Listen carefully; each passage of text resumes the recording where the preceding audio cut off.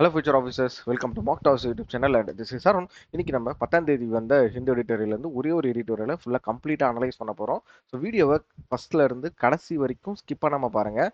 அப்படின்னா தான் இன்னைக்கு நம்ம ஒரு 10 வேர்டை சூப்பராக தமிழில் நம்ம லேர்ன் பண்ணிக்கலாம். ஹிந்து வெக்காப்ஸை தமிழில் லேர்ன் பண்ணிக்கலாம். அது மட்டும் இல்லாமல் எடிட்டோரியலை நான் உங்களுக்கு கம்ப்ளீட்டாக தமிழில் மட்டும் எக்ஸ்பிளைன் பண்ண போகிறேன். நீங்கள் என்ன பண்ணணும் அப்படின்னா அந்த வேர்ட்ஸை அந்த எடிட்டோரியலை அப்ளை பண்ணி பார்க்கணும். ஓகேவா? உங்களோட ஒர்க் அதுதான். ஸோ அதனால் நம்ம செஷனை ஸ்டார்ட் பண்ணிடலாம். ஸோ நீங்கள் இது நம்மளோட சேனலுக்கு ஃபஸ்ட் டைம் வரீங்க அப்படின்னா மறக்காமல் நம்மளோட சேனலை சப்ஸ்கிரைப் பண்ணி வச்சுக்கோங்க. அது மட்டும் இல்லாமல் நம்மளுக்கு வெப்சைட் இருக்குது, டெலகிராம் இருக்குது. ஸோ டெலகிராம் குரூப்பில் நீங்கள் எப்போ வேணால் உங்களோட டவுட்ஸை போஸ்ட் பண்ணலாம். ஸோ டெலகிராம் லிங்க் அப்படின்றது இந்த வீடியோட டிஸ்கிரிப்ஷனில் இருக்குது. அது மாதிரி இந்த பிடிஎஃப் எங்கே கிடைக்கும், இப்போ நீங்கள் வீடியோவில் பார்த்துட்டு இருக்க இந்த பிடிஎஃப் எங்கே கிடைக்கும் அப்படின்னு பார்த்தீங்க அப்படின்னா markedofficer.in அப்படின்ற வெப்சைட்டில் தான் கிடைக்கும். போயிட்டு என்ரோல் பண்ணிக்கோங்க. ஃப்ரீ கோர்ஸ் தான். பிடிஎஃப் டெய்லி டவுன்லோட் பண்ணிக்கோங்க. டெய்லியும் படிங்க. ரொம்ப யூஸ்ஃபுல்லான ஒரு பிடிஎஃப். நான் இந்த வீடியோவில் ஒரே ஒரு எடிட்டோரியல் தான் அனலைஸ் பண்ணி உங்களுக்கு எக்ஸ்பிளைன் பண்ணுவேன். பட் நம்ம 2 எடிட்டோரியலுமே இந்த பிடிஎஃப்ல கொடுத்துருப்போம். வித் வெக்காப்ஸ் அண்ட் இடியம்ஸ் அண்ட் ஃப்ரேசஸை கொடுத்துருப்போம். ஸோ அதனால மிஸ் பண்ணிடாதீங்க. போயிட்டு டவுன்லோட் பண்ணிக்கோங்க. நம்ம வந்து செஷனை ஸ்டார்ட் பண்ணிடலாம். ஸோ இன்னைக்கு மொதல் எடிட்டோரியல் வந்து பில்டிங் ரெசிலியன்ஸ் அப்படின்ற ஒரு எடிட்டோரியல். ஸோ அது வந்து இந்த 17வது பிரிக்ஸ் மாநாட்டை பற்றின ஒரு எடிட்டோரியல். ஓகேவா? ஸோ அதில் நம்ம வேர்ட்ஸ் கொடுத்துருப்போம். இப்போ பாருங்க. பட் இன்னைக்கு 2வது எடிட்டோரியல் தான் இன்னைக்கு பார்க்க போகிறோம். நேற்றுமே 2வது எடிட்டோரியல் தான் பார்த்துருந்தோம். இன்னைக்குமே 2வது எடிட்டோரியல் தான். சரி, நம்ம ஸ்டார்ட் பண்ணுவோம். ஒரு சோகமான ஒரு நிகழ்ச்சி நடந்தது நம்ம தமிழ்நாட்டில் கடலூர் மாவட்டத்தில். ஒரு ரயில் வந்து ஸ்கூல் வேன் மலையை இடிச்சு 5 ஸ்கூல் குழந்தைங்க இறந்துட்டாங்க அப்படின்ற ஒரு நியூஸ் நம்ம பார்த்துருந்தோம். ஸோ அதை இப்போ வந்து இந்து எடிட்டோரியல்ல கவர் பண்ணியிருக்காங்க. என்ன, எதனால நடந்தது, எப்படி நடந்தது அப்படின்றத சொல்ல போறாங்க. ஸோ இது நடக்காம இருக்கிறதுக்கு என்ன பண்ணணும் அப்படின்றத நம்ம பார்க்க போறோம். ஓகே தானே? ரொம்ப ஒரு முக்கியமான மனித தவறு அப்படின்னு சொல்லலாம். ஒரு சின்ன மனித தவறு வந்து ஒரு பெரிய பேரு அழிவுக்கு வந்து வழிவகுக்கும் அப்படின்றதுக்கு இது ஒரு மிக சிறந்த எடுத்துக்காட்டான ஒரு நிகழ்வாகவே நம்ம பார்க்கலாம். ஓகேவா? ஸோ இதை வந்து ஹிந்து எடிட்டோரியல்ல எப்படி அதை மார்க் பண்றாங்க அப்படின்னா, டெத் பை த நெக்லிஜென்ஸ், மனித தவறுகள் தான் இந்த உயிரிழப்புக்கு காரணம் அப்படின்றாங்க. ஸோ யாரோட தவறு? அந்த கேட் கீப்பரோட தவறா, இல்ல டிரைவரோட தவறா? நம்ம வந்து தொடர்ச்சியா பார்ப்போம். சரி. ஸோ ஃபர்ஸ்ட் இந்த விபத்தை பத்தி ஒரு இன்ட்ரோ மாதிரி கொடுத்துருக்காங்க. என்ன அப்படின்னா, ஒரு ஸ்கூல் வேன், எந்த ஸ்கூல் அப்படின்றதெல்லாம் இந்த இடத்துல ஆக்சுவலா மீன் பண்ணல. ஒரு ஸ்கூல் வேன் வந்து ஸ்கூல் பசங்களை வந்து கூட்டு போயிருக்கு, ஸ்கூலுக்கு அழைச்சிட்டு போயிட்டு இருக்கு. காலை வேளையில வந்து ஸ்கூலுக்கு அழைச்சிட்டு போயிட்டு இருக்கு. பட் அந்த டைம்ல இந்த இடத்துல மென்ஷன் பண்ணுங்க. So Viluppuram Mayiladuthurai passenger train தான். நல்லா நோட் பண்ணிக்கோங்க. பேசஞ்சர் ட்ரெயின் தான். விழுப்புரத்துல இருந்து மயிலாடுதுறை வரைக்கும் போற பேசஞ்சர் ட்ரெயின். அந்த ட்ரெயினே 95 km/h வந்து போயிருக்கு. இந்த ரொம்ப அதிக வேகம் தான். ஸோ 95 கிலோமீட்டர் அப்படின்றது ரொம்ப அதிக வேகம் தான். அந்த வேனை போய் அடிச்ச உடனே ஹர்ட்லிங் ஆயிருக்கு. அந்த வேன் வந்து சாரி, அந்த ட்ரெயின் வந்து ஹர்ட்லிங் அப்படின்ற ஒரு வேர்டை மீன் பண்றாங்க. ஸோ ஃபர்ஸ்ட் வேர்டா ஹர்ட்லிங் அப்படின்னு மீன் பண்றாங்க. என்னன்னா, ரொம்ப அதிவேகமா போறது வந்து இந்த இடத்துல ஹர்ட்லிங் அப்படின்ற ஒரு வேர்டை வச்சு மீன் பண்றாங்க. ஓகேவா? அதனால அந்த வேன் என்ன ஆகுது, ரேம்ட் ஆகுது அப்படின்றாங்க. ஸோ ரேம்ட் அப்படின்னா என்ன? ரேம்ட் அதாவது நேரடியாக அது கூட மோதுது. அந்த ட்ரெயின் வந்து நேரடியாக அது கூட மோதுறதுனால அந்த வேன் வந்து 50 மீட்டர் தூரத்துக்கு அந்த ரயில்வே ட்ராக்லேயே போயிருக்கு, டிராக் ஆயிருக்கு. ஸோ ட்ரெயின் இடிச்சதுக்கு அந்த வேன் வந்து 50 மீட்டர் தூரம் வந்து இழுத்துட்டு போயிருக்கு. ஸோ அதுல இருந்த ஸ்கூல் பசங்க, சின்ன குழந்தைங்க, ஆக்சுவலா வீடியோ பார்த்துருப்பீங்க, நியூஸ் பார்த்துருப்பீங்க, எல்லாம் சின்ன குழந்தைங்க. ரயில்வே ட்ராக்லேயே ஒரு குழந்தையோட சடலம் கடந்தது. ரொம்ப கஷ்டமா தான் இருந்தது அந்த அந்த வீடியோ பார்க்கும்பொழுது. சரி, இது யாரால நடைபெற்றது, எங்க தவறு நடந்திருக்கு அப்படின்றத பார்ப்போம். ஸோ இந்த இந்த நிகழ்வுல வந்து அந்த கேட் இருக்குல்ல, ரயில்வே கேட்டை வந்து கேட் கீப்பர் வந்து திறந்துட்டாரு. அதுதான் முக்கியமான ஒரு நிகழ்வு. ஓகேவா? ஸோ சாரி, முக்கியமான ஒரு தவறு. அதுதான் இந்த இடத்துல ஹியூமன் எரர்ன்றாங்க. அது மட்டும் இல்லாம இப்போ பிரிமினரி தொடர்ச்சி, அதாவது முதன்மை கட்டமா சில எவிடன்ஸ் வந்து என்ன சொல்றாங்க, ஹியூமன் எரர் தான் அப்படின்றத மீன் பண்றாங்க. அது மட்டும் இல்லாம சவுத்தர்ன் ரயில்ல வந்து அந்த பர்டிகுலர் கேட் கீப்பர் வந்து சஸ்பெண்ட் பண்ணியிருக்காங்க. அது மட்டும் இல்லாம அவரை அரசும் பண்ணியிருக்காங்க அப்படின்றத இந்த எடிட்டோரியல்ல நம்மளுக்கு தெளிவா மீன் பண்றாங்க. இப்போ கவனிங்களா, இப்போ அந்த கேட் கீப்பர் எப்படி திறந்திருப்பாரு? அந்த கேட் கீப்பர் எதனால திறந்திருப்பாரு? இந்த இடத்துல மீன் பண்றாங்க ஈல்டட் அப்படின்னு சொல்லி மீன் பண்றாங்க. ஈல்டட் அப்படின்னா என்ன? அவர் வந்து அழுத்தத்துக்கு, அவர் வந்து எப்படி சொல்றது, அவர் வந்து அழுத்தத்துக்கு உட்பட்டார் அப்படின்னு சொல்லலாம். அழுத்தத்துக்கு மீன்ஸ் யார் அழுத்தம் கொடுத்துருப்பா?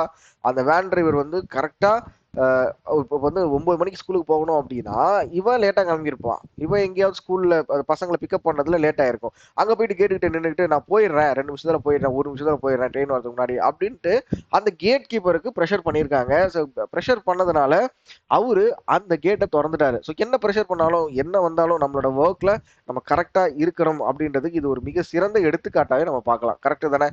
நம்மள வந்து ப்ரெஷர் பண்றாங்க, அதனால நம்ம ஒரு தப்பு பண்ணோமா அப்படிலாம் கிடையாது. நம்ம வந்து கரெக்டாவே இருந்துட்டு போயிடலாம். இப்போ 2 பேரும் பண்ண தப்பால அத்தனை ஸ்கூல் குழந்தைங்க வந்து சின்ன சின்ன பசங்க இறந்துட்டாங்க. இந்த இடத்துல ஈல்டட் அப்படின்றதுக்கு எக்ஸாக்ட் மீனிங் ஆல்ரெடி சொல்லிட்டேன். பட் இந்த எடிட்டோரியலுக்கு ஆப்டான மீனிங் என்னன்னு பார்த்துருவோமா? வர்ப் அதாவது ஒருத்தவங்க வற்புறுத்தி ஒரு விஷயத்த பண்ண வைக்கிறது, அததான் ஈல்டட் அப்படின்னு சொல்லி நம்ம சொல்லலாம். For example, he yielded to pressure அப்படின்னா அவனை வந்து அழுத்தத்துக்கு சிக்கி விட்டார், அவர் அழுத்தத்துக்குள் சிக்கி விட்டார் அப்படின்ற ஒரு மீனிங் இந்த இடத்துல வருது. ஆனால் ஸோ இன்னொரு வார்த்தை பாருங்களேன், கான்ட்ராடிக் கொஷனுமே இதுக்கு இருக்கு அப்படின்றாங்க. என்னன்னா அந்த அங்க இருந்தவங்க இல்ல அந்த வண்டியில இருந்த ஸ்கூல் பசங்க என்ன சொல்றாங்க, ஆல்ரெடி கேட்டு திறந்து தான் இருக்கு அப்படின்றாங்க. பட் இப்போ வரைக்கும் எது கரெக்ட்னு நம்மளுக்கு தெரியல. இவரு அதாவது வேன் டிரைவர் சொல்லி திறந்தாங்களா இல்ல ஆல்ரெடி அது திறந்துதா இருந்ததா, இவரு மிஸ் பண்ணிட்டாரா, சிக்னலை யாரு கேட் கீப்பர் வந்து மிஸ் பண்ணிட்டாரா அப்படின்றது இன்னும் அந்த இதுக்கு போயிட்டு தான் இருக்கு. ஓகேவா அப்படின்னு மீன் பண்றாங்க. சரி, இப்போ இந்த விதிமீறல்கள் பத்தி அடுத்த வாக்கியங்களை சொல்ல வராங்க.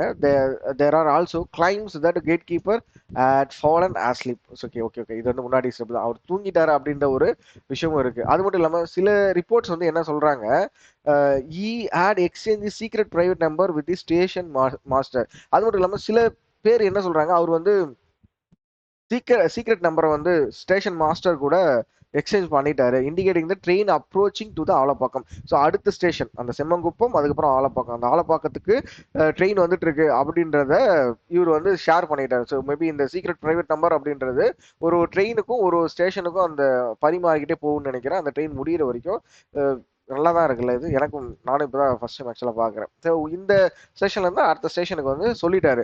ஸோ அப்போ என்னன்னா அவருக்கு ட்ரெயின் வரப்போகுது, கிராஸ் பண்ண போகுது அப்படின்றது நம்மளுக்கு தெரிஞ்சு போச்சு அப்படின்றது தெளிவாக தெரியுது.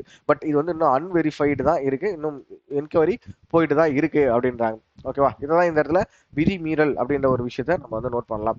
அது மட்டும் இல்லாம இந்த ரயில்வே தொடர்பான இந்த விபத்தோட மூல காரணம் அப்படின்றது நான் இன்டர்லாக்டு வாயில்கள் அப்படின்றாங்க. ஸோ நான் இன்டர்லாக்டு வாயில் அப்படின்னா கேட்ஸ். ஸோ கேட் நான் இன்டர்லாக் கேட் அப்படின்னு சொல்லலாம்.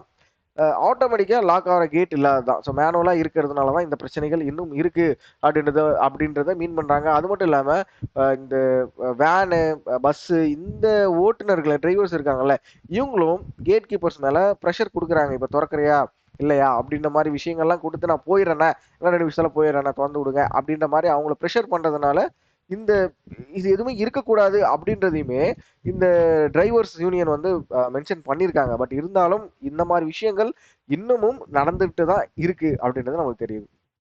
ஓகேவா, நெக்ஸ்ட். ஸோ நெக்ஸ்ட் இப்போ வந்து நிர்வாக தாமதம் அப்படின்ற ஒரு செக்மெண்ட். ஸோ இந்த இடத்துல என்ன சொல்றாங்க, இந்த பிரச்சனைக்கு நிரந்தர தீர்வு அப்படின்றது ஒன்று ஓவர் பிரிட்ஜ் கட்டணும், அப்படி இல்லை அப்படின்னா அண்டர் பாஸ் வந்து கட்டணும்.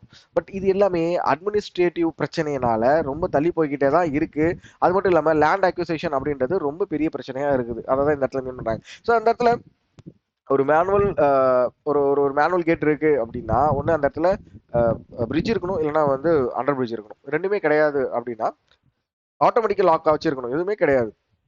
பட் இங்க நம்ம இந்தியாவில் ஒரு ஒரு பிரிட்ஜ் கட்டணும் அப்படின்னாலும் அட்மினிஸ்ட்ரேட்டிவா நிறைய பிரச்சனைகள் இருக்கு. அதை தான் இந்த இடத்துல மீன் பண்றாங்க. ஸோ அட்மினிஸ்ட்ரேட்டிவ் அப்படின்றது நிர்வாகம் சார்ந்த விஷயங்களை பத்தி பேசுறது தான் அட்மினிஸ்ட்ரேட்டிவ்.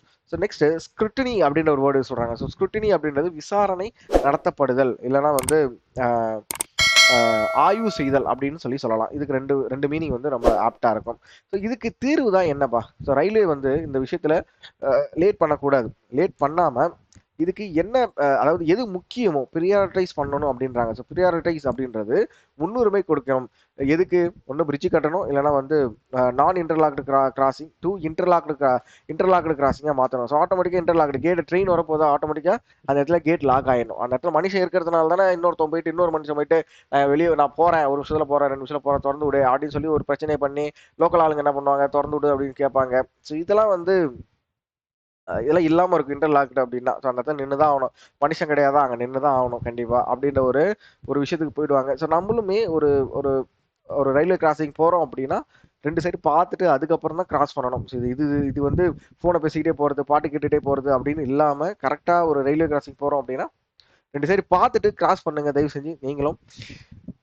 இது போன்ற விபத்து வந்து இது இந்த விபத்து வந்து ஒன்று மட்டும் கிடையாது, கரெக்டாக தானே? இது மாதிரி நிறைய விஷயங்கள் நடக்குது. இந்த ஒரு விபத்தை வந்து நம்ம ஒரு வேக்கப் காலாக எடுத்துக்கலாம், ஒரு தூண்டும் விஷயமா எடுத்துக்கலாம். இந்த மாதிரி நிகழ்வுகள் எதிர்காலத்தில் தடுக்காமல் இருக்கிறதுக்கு நிர்வாகம், ரயில்வே மற்றும் நம்மளும் தான், ஓகேவா? ஸோ பப்ளிக்கா நம்மளும் தான் இதுக்கு விழிப்புணர்வோடு இருக்கணும். ஸோ தேவையில்லாமல் ரயில்வே கிராசிங்கில் போயிட்டு அன்வான்ட் திங்ஸ் அவங்க கூட போய் பிரச்சனை பண்ணுறது அதெல்லாம் எதுவுமே இல்லாமல் வெயிட் பண்ணி நம்ம கிராஸ் பண்ணிட்டு போகணும். சரி, இன்னைய நாளோட வேர்ட்ஸை நம்ம வந்து ஒரு குயிக்காக பார்த்துடலாம். ஸோ ஹர்ட்லிங் அப்படின்றது அதிவேகத்தில் பாய்தல், ப்ரிலிமினரி அப்படின்றது முதல்கட்ட ஆய்வு, ஈல்டட் அப்படின்றது அழுத்தத்திற்கு இணங்குதல் அப்படின்னு ஒரு வேர்ட் பார்த்தோம். கான்ட்ராடிக்ட் அப்படின்றது எதிராக பேசுதல், ஒருத்தவங்க பேசுறதுக்கு ஆப்போசிட்டாக பேசுறது வந்து கான்ட்ராடிக்ட் அப்படின்ற ஒன்று பார்த்தோம். அடியரன்ஸ் அப்படின்றது கட்டுப்பாட்டை பின்பற்றுதல், ஃபிளாக்ட் அப்படின்றது எச்சரித்தல், அட்மினிஸ்ட்ரேட்டிவ் அப்படின்றது நிர்வாகம் சார்ந்த, ஸ்க்ரூட்டினி அப்படின்றது ஆய்வு, ஓகேவா? ஸோ ஸ்க்ரூட்டினி அப்படின்றது ஆய்வு, பிரியாரிட்டைஸ் அப்படின்றது முன்னுரிமை கொடுத்தல். ஸோ இந்த வேர்டு எல்லாமே நம்ம இன்னைக்கு ஓவரால் பார்த்தோம். உங்களுக்கு இன்னும் இந்த சிம்பிள் எக்ஸாம்பிள் இங்கிலீஷில் படிக்கணும், இல்லைனா வந்து சிம்பிள் மீனிங்கை தெரிஞ்சுக்கணும் அப்படின்னா பிடிஎஃப் போங்க, அதோட சினாரிம் ஆன்டனிம் படிங்க, ரொம்ப யூஸ்ஃபுல்லாக இருக்கும். இந்த மாதிரி ஒரு யூஸ்ஃபுல்லான வீடியோஸை நீங்கள் டெய்லியும் பார்க்கணும். நம்ம டெய்லியும் கொடுத்துட்டு வர ஆரம்பிச்சிட்டோம். டெய்லி பார்க்கணும் அப்படின்னா நம்மளோட சேனலை மறக்காமல் சப்ஸ்கிரைப் பண்ணிக்கோங்க. அது மட்டும் இல்லாமல் உங்களோட ஃப்ரெண்ட்ஸுக்கு ஷேர் பண்ணுங்கள், நம்மளோட வீடியோ ஷேர் பண்ணுங்கள், நம்ம பிடிஎஃப் ஷேர் பண்ணுங்கள், சைட் இருக்குது, டெலிகிராம் சேனல் இருக்குது, அட்லீஸ்ட் ஏதாவது ஒன்றா ஷேர் பண்ணுங்கள். யாருக்காவது இப்போ வந்து பே பண்ணி கட்டி பிடிஎஃப் டவுன்லோட் பண்ணி படிக்க முடியாதவங்களுக்கு இந்த மாதிரி ஃப்ரீ ரிசோர்ஸஸ் அப்படின்றது போய் சேரட்டும், அதுக்கு கொஞ்சம் ஹெல்ப் பண்ணுங்கள். நாளைக்கு இந்த மாதிரி ஒரு சூப்பரான ஒரு எடிட்டோரியல் செக்ஷன் அவங்க வந்து பார்க்குறேன். தேங்க்யூ, பாய்.